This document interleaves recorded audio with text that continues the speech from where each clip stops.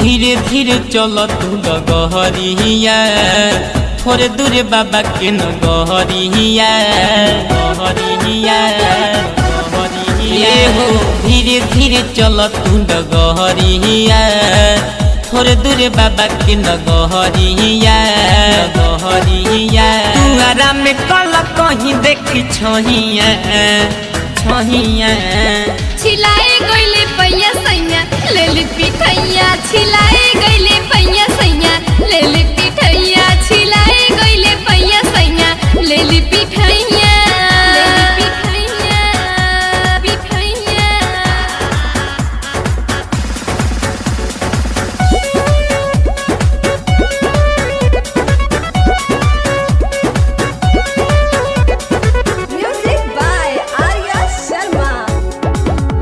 यही से करत रही माना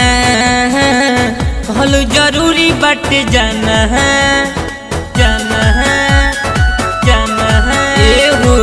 यही से करत रही माना कहलू जरूरी बाटे जाना कोसी कोसी हमके बात जानी जीवा डहकावा तनियावा फिर सैया हमके कोरवा उठावा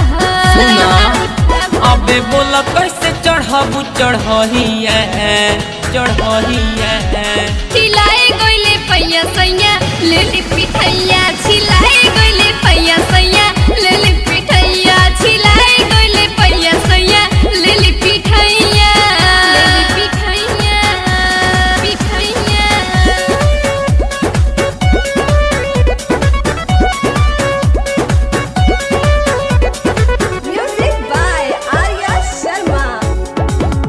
नाम तू भोले घरदानी हरली है सबसे परेशानी ये धनी नाम तू भोले घरदानी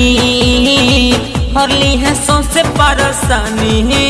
कहे अमृता विनोद जाइम बाबा के दुआरी पूरी मनवा के आस हमर शंकर बिहारी